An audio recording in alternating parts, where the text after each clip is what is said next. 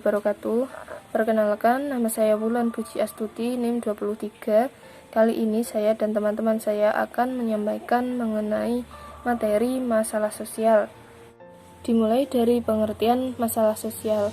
Menurut Harton dan Leslie, masalah sosial adalah suatu kondisi yang dirasakan oleh banyak orang, di mana kondisi tersebut tidak menyenangkan dan menuntut untuk dipecahkan melalui aksi sosial atau tindakan yang dilakukan secara kolektif atau dilakukan secara bersama-sama.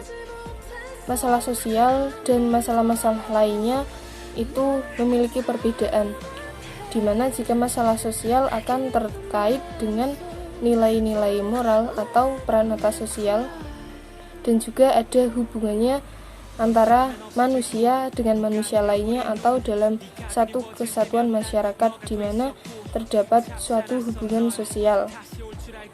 Pada intinya, masalah sosial adalah suatu kondisi yang menimbulkan adanya kekacauan atau ketidaknyamanan karena adanya ketidaksesuaian pada norma kebudayaan atau pranata sosial yang ada di masyarakat, serta perlu atau butuh untuk dilakukan penyelesaian. Selanjutnya yaitu asumsi mengenai masalah sosial yang dikemukakan oleh Juligan.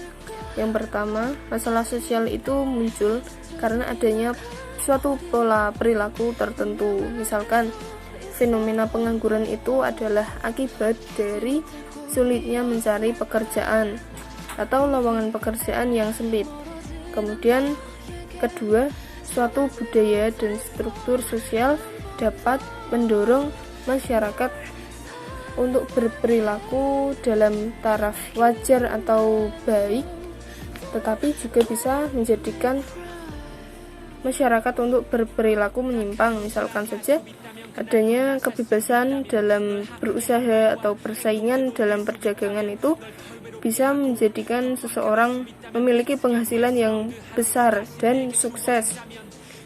Tetapi jika seseorang itu gagal, bisa saja menjadikan seseorang itu berusaha menghalalkan segala cara atau melakukan apapun agar dia itu bisa sukses. Misalkan dengan menjatuhkan saingannya atau melakukan tindak kriminal secara sembunyi-sembunyi agar dia itu sukses.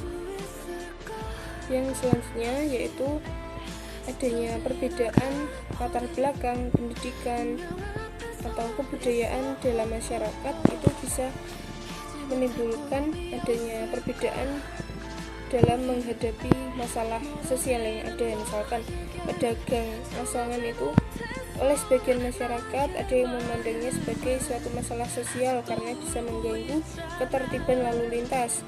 Nah, tetapi di masyarakat yang lain itu dianggap sebagai pemecahan masalah karena bisa menjadikan lapangan pekerjaan yang baru. Nah, hal itu berhubungan dengan poin yang keempat, yaitu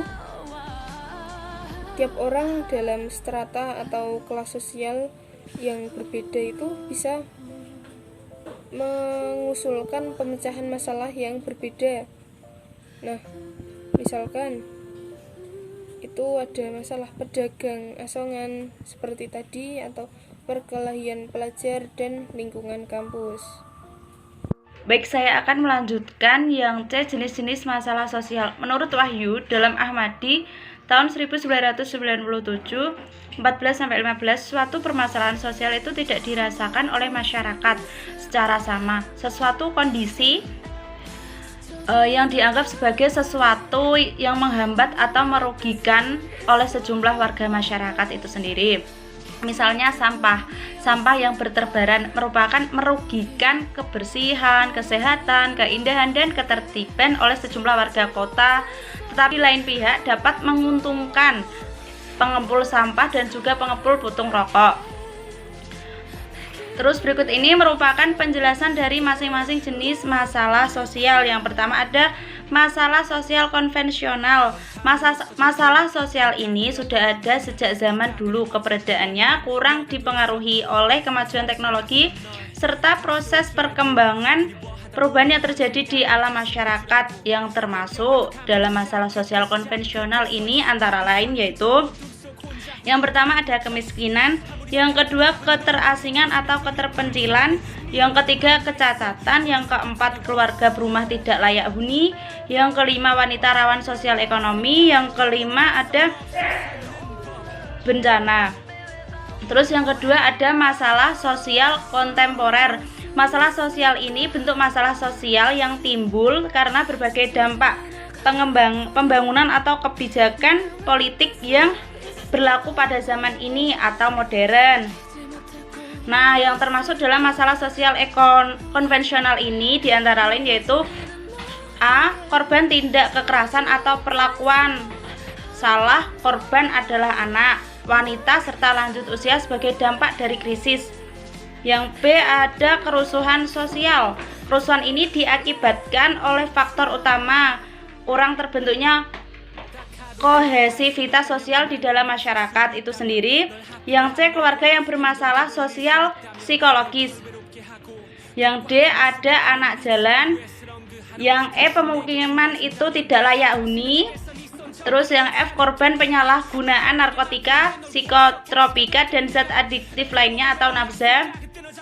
Yang F itu ada korban penyalahgunaan narkotika, psikologis dan sosial, penderita sering mengalami tekanan mental dan hambatan psikologis serta melakukan diskriminasi sosial dari masyarakat juga lingkungan kekeluargaan sendiri. Yang keenam ada penyalahgunaan narkotika itu sendiri. Terima kasih. Lanjutkan materi selanjutnya yaitu yang D, faktor-faktor penyebab masalah sosial. Yang pertama, faktor ekonomi, antara lain kemiskinan, pengangguran, kesenjangan ekonomi antara penduduk lokal dengan pendatang. Yang kedua, faktor budaya, antara lain perceraian, kenakalan remaja, eksklusivisme budaya. Yang ketiga, faktor biologis, antara lain penyakit menular dan keracunan makanan. Yang keempat yaitu faktor psikologis, antara lain penyakit saraf, aliran sesat, stres.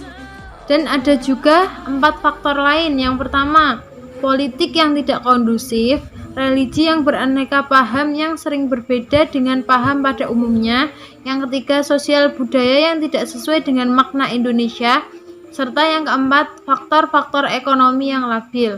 Sekian presentasi dari kelompok kami. Kurang lebihnya mohon maaf. Wassalamualaikum warahmatullahi wabarakatuh.